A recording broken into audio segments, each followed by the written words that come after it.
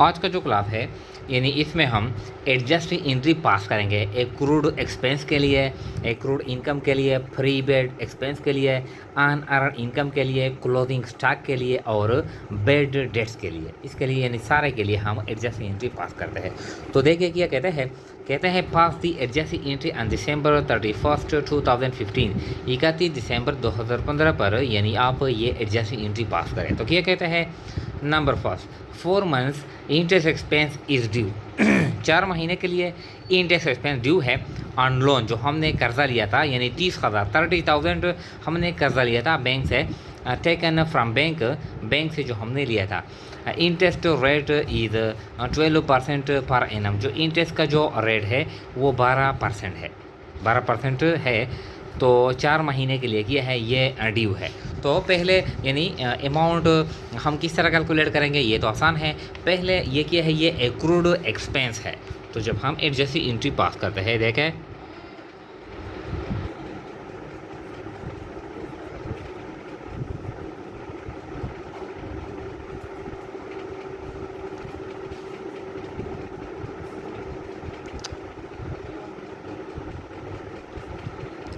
adjusting entries on December 31st 2015। तो ये first one है, ये क्या है ये एक्रूड एक्सपेंस है। तो एक्रूड एक्सपेंस के लिए यानी जो एक्सपेंस है वो एक्सपेंस हम बाई नेम डेबिट करते हैं और इसी एक्सपेंस पेबल को हम बाई नेम क्रेडिट करते हैं। तो ये चूँकि इंटरेस्ट एक्सपेंस है तो interest expense debit, interest expense debit और to interest payable credit, interest payable credit.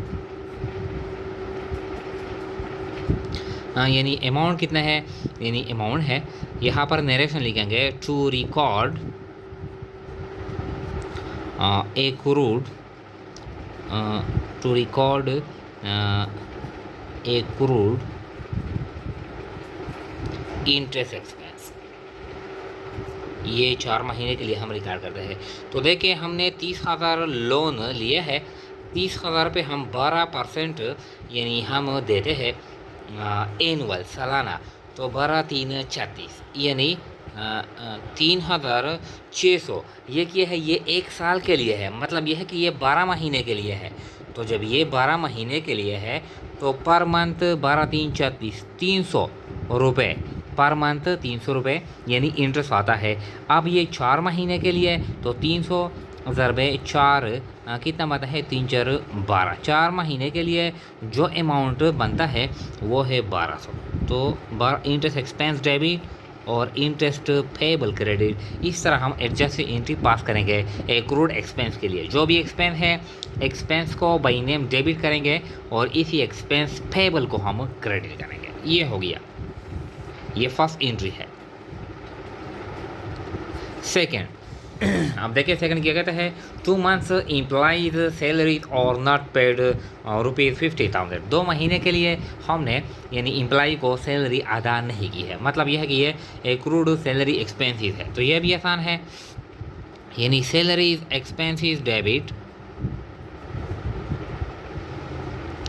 Salary expenses debit और to salaries payable credit, salaries payable credit. Amount कितना है ये 50,000 है, ये भी 50,000 है। यहाँ पर नरेशन लिखेंगे to record accrued salaries, accrued salaries, इस तरह हम नरेशन लिखेंगे। ये भी आसान है। फिर देखिए थर्ड वन को, थर्ड क्या कहता है 3 मंथ्स रेंटल इनकम एक्रूड ₹30,000। 3 महीने के लिए हमने रेंटल इनकम कमाया है लेकिन वसूल नहीं किया है, ये एक्रूड इनकम है। तो जो भी इनकम है वो इनकम रिसीवेबल हम बाई नेम डेबिट करेंगे और इसी इनकम को हम बाई नेम क्रेडिट करेंगे। तो देखिए rental income receivable debit,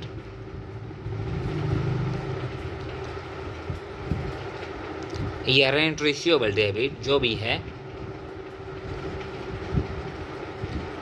rental income receivable debit to rental income credit, rental income credit कितना है, ये 30,000 है, 30,000, 30,000 और ये भी 30,000 to record accrued rental income. इस तरह हम पास करेंगे। देखें एडजस्टमेंट हमने बताया यानी पहले क्लास में कि एडजस्टमेंट हम डबल रिकॉर्ड करते हैं। डबल का क्या मतलब है कि इसमें हम एक आइटम प्रॉफिट एंड लॉस के लिए रिकॉर्ड करते हैं और दूसरा आइटम बैलेंस शीट के लिए हम रिकॉर्ड करते हैं। देखिए ये जो इंटरेस्ट एक्सपेंस है ये एक्सपेंस है, ये फिर हम रिकॉर्ड करेंगे प्रॉफिट एंड लॉस अकाउंट में, और ये जो इंटरेस्ट पेबल है ये लाइबिलिटी है, ये फिर हम रिकॉर्ड करेंगे बैलेंस शीट में। इस तरह ये जो सैलरी एक्सपेंस है ये हम रिकॉर्ड करेंगे प्रॉफिट एंड लॉस अकाउंट में। ये क्या है, ये एक्सपेंस है, और ये सैलरी पेबल ये क्या है, ये लाइबिलिटी है, ये हम रिकॉर्ड करेंगे बैलेंस शीट में। यानी 31 दिसंबर 2015 पर हमने पेमेंट नहीं किया है तो ये हम पे लाइबिलिटी है, ये हम बैलेंस शीट में रिकॉर्ड करेंगे। रेंटल इनकम ये क्या है, ये एसेट है, ये हम बाद में वसूल करेंगे। तो क्या है, ये हम बैलेंस शीट में रिकॉर्ड करेंगे, ये एसेट है, और एसेट का ताल्लुक यानी किसके साथ होता है, बैलेंस शीट के साथ। और ये रेंटल इनकम है, ये हम कहाँ पर रिकॉर्ड करेंगे, ये इनकम हम प्रॉफिट एंड लॉस अकाउंट में रिकॉर्ड करेंगे। इस तरह एडजस्टमेंट यानी एक आइटम हम रिकॉर्ड करेंगे प्रॉफिट एंड लॉस अकाउंट में, ये इनकम स्टेटमेंट में, और दूसरा आइटम हम रिकॉर्ड करेंगे बैलेंस शीट में। ये भी हो गया। देखिए 4 किया कहता है, 4 कहता है paid insurance rupees 12,000 for 1 year in advance on August 3, 2015। एक साल के लिए 12,000 रुपये हमने एडवांस में इंश्योरेंस यानी अदा कर लिया। ये 3 अगस्त पे हमने अदा कर लिया। Debited prepaid insurance and credited cash, हमने प्रीपेड इंश्योरेंस डेबिट कर लिया और क्रेडिट कर लिया हमने कैश को। यानी हमने जो जर्नल एंट्री पास कर ली, देखें जो जर्नल एंट्री हमने पास कर ली अगस्त 3 को, अगस्त 3 2015 क्या है, अगस्त 3 है, ठीक है। तो जो हमने जर्नल एंट्री पास कर ली, इस तरह हमने पास कर ली कि prepaid insurance debit, prepaid insurance debit और टू कैश क्रेडिट। ये कहता है कि हमने इस तरह एंट्री पास कर ली 12,000 और ये भी 12,000, 12,000 prepaid insurance debit cash credit. ये हमने क्या रिकॉर्ड कर लिया, ये हमने रियल अकाउंट रिकॉर्ड कर लिया। रियल अकाउंट का क्या मतलब है, ये हमने एसेट रिकॉर्ड कर लिया, एसेट रिकॉर्ड कर लिया। फिर अब हम यानी ये कितने महीने के लिए है, ये 12 मंथ्स के लिए है, 12 मंथ्स के लिए है या 1 ईयर के लिए है। तो एक महीने के लिए यानी 1 मंथ, एक महीने के लिए कितना आता है, यानी 1,000। अब हम यानी अगस्त 3 से लेकर दिसंबर 31 तक 2015 तक हम महीने यानी काउंट करेंगे। अगस्त, सितंबर, अक्टूबर, नवंबर, दिसंबर कितने महीने बनते हैं, 5 महीने बनते हैं। मतलब ये है कि हमने एडवांस में पेमेंट कर लिया 1 साल के लिए 3 अगस्त पर। अब इसी साल में कितने महीने आते हैं, 5 महीने आते हैं। हमने यानी इंश्योरेंस जो बेनिफिट है वो हमने अचीव कर ली, हासिल कर ली 5 महीने के लिए। अब हम 5 महीने के लिए एक्सपेंस रिकॉर्ड करेंगे दिसंबर 31 2015 पर। जो रियल अकाउंट को हम पास करते हैं तो जो टाइम पीरियड यानी गुजर जाता है, पीरियड पास्ड किया जाता है, तो उस पीरियड के लिए हम पास करते हैं। तो किस तरह एंट्री पास करेंगे, यानी एडजस्ट एंट्री देखें इस तरह पास करेंगे। Insurance expense debit, insurance expense debit और टू प्रीपेड इंश्योरेंस। ये जो एसेट है प्रीपेड इंश्योरेंस क्या है, ये एसेट है, इसमें कमी आ गई 5 महीने के लिए, यानी हमने इस्तेमाल कर लिया कितना है अमाउंट 5,000, 5 महीने के लिए है। 1 महीने के लिए आता है 1,000। तो क्या है, to record insurance expense, to record insurance expense for the period, इस तरह, या फॉर 5 मंथ्स पीरियड, इस तरह हम पास करेंगे। तो ये क्या है, ये एक्सपेंस है, ये हम प्रॉफिट एंड लॉस में रिकॉर्ड करेंगे। और ये प्रीपेड इंश्योरेंस, यानी ये फिर हम इंश्योरेंस प्रीपेड इंश्योरेंस यहाँ पर किया है, इससे हम माइनस करेंगे। तो बैलेंस शीट में यानी टोटल जो हमने पेमेंट किया था 12,000, इससे हम 5,000 माइनस करेंगे। टोटल हम बैलेंस शीट में रिकॉर्ड करेंगे प्रीपेड इंश्योरेंस एसेट 7,000, ये बकाया है, बाकी 5,000 क्या है, ये एक्सपेंस में यानी कन्वर्ट हो गया, ये भी हो गया। फिर क्या कहता है 5, received shop rent in advance 20,000 for 4 months on December 2015। 4 महीने के लिए हमने रेंट एडवांस में वसूल कर लिया, तो यानी 20,000। 4 महीने के लिए, 1 महीने के लिए आता है 5,000। तो क्या है, we debited cash and credited on earn rental income, यानी हमने रियल अकाउंट को चार्ज कर लिया, हमने लाइबिलिटी रिकॉर्ड कर ली। देखें यानी 5 क्या कहता है, 5 पहले हम जर्नल एंट्री पास करेंगे। जर्नल एंट्री ऑन दिसंबर 2015, हमने इस तरह जर्नल एंट्री पास कर ली कि कैश डेबिट और टू ऑन अर्नड, यानी ये रियल अकाउंट को हमने क्रेडिट कर लिया। On earned rental income, on earned rental income क्या है, ये लाइबिलिटी है। रेंटल इनकम डेबिट कितना है, यानी ये 20,000, ये 20,000। इस ऑन अर्न की जगह हम ये भी लिख सकते हैं कि to rent received in advance, rent received in advance, ये अकाउंट भी हम यानी इस्तेमाल कर सकते हैं 20,000, ये इस तरह। इसके नीचे नरेशन हम लिखेंगे कि 4 मंथ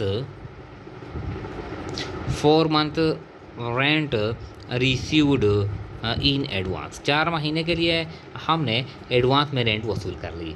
अब ये तो जर्नल एंट्री है। इसके बाद जब हम एडजस्ट एंट्री पास करते हैं यानी 31 दिसंबर पर, तो देखें ये दिसंबर 2 से लेकर 2015 तक से, यानी 31 दिसंबर तक, दिसंबर 31 2015 कितने महीने गुजर गए हैं, 1 महीना, 1 महीना गुजर गया है। तो मतलब यह है कि हम 1 महीने के लिए रेंटल इनकम कमा लिया है। 3 महीने के लिए किया है वो फिर अनअर्न है, वो लाइबिलिटी हम रिकॉर्ड करेंगे।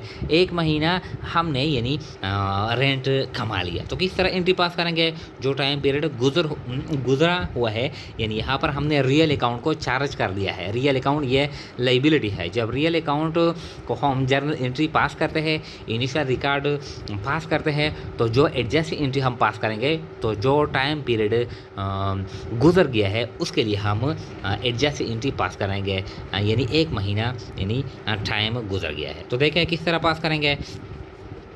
On earned rental income debit और टू रेंटल इनकम क्रेडिट, ये लाइबिलिटी है, लाइबिलिटी में कमी आ गई, डेबिट हो गया, और ये रेंटल इनकम, ये इनकम है, इसमें इंक्रीज आ गया, ये क्रेडिट हो गया।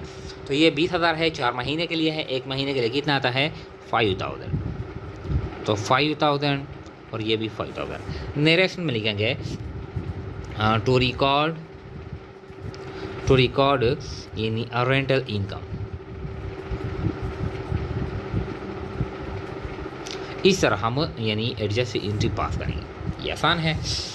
फिर देखें चेक किया कहता है क्लोथिंग स्टॉक वैल्यूड यानी 15,000। क्लोथिंग स्टॉक यानी ये क्या है, यानी जो सामान फरोख्त करने से बच जाता है, ये 15,000।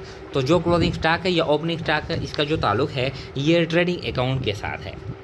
क्लोथिंग स्टॉक यह है, ये एसेट है, तो ये यानी एसेट वजूद में आ गया। तो जब एसेट वजूद में आता है तो ये हम क्या करेंगे, यानी डेबिट करेंगे।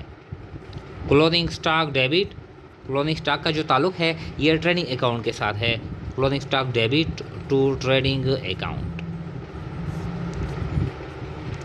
कितना है, 15,000, और ये भी 15,000। To record clothing stock, clothing stock, इस तरह ये हम जर्नल एंट्री पास करेंगे, ये आसान है। फिर देखें यानी last one 7 bad debts at year end ₹4,000 bad debts हो गए हैं, यानी ये ऑन रिकॉर्डेड है। अब हम रिकॉर्ड करेंगे।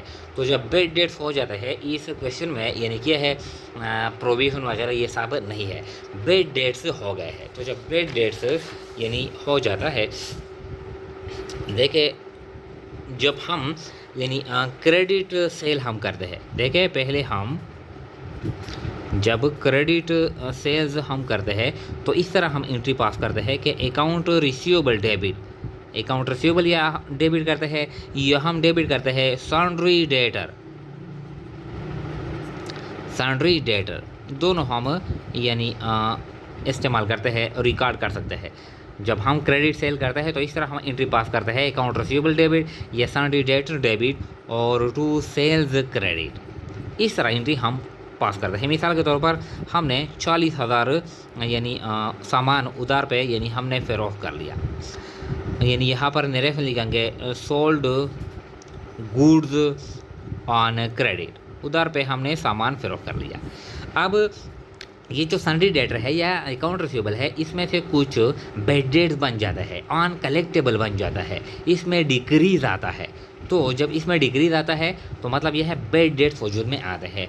तो ये साल के आखिर में तो देखें बेड डेट्स ये लॉस है, नुकसान है। तो नुकसान यानी ये एक्सपेंस की तरह जो नेचर है कि जब एक्सपेंस में इंक्रीज आता है, वजूद में एक्सपेंसेस आते हैं तो ये हम डेबिट करते हैं। ये बेड डेट्स एक्सपेंस की तरह है यानी लॉस है।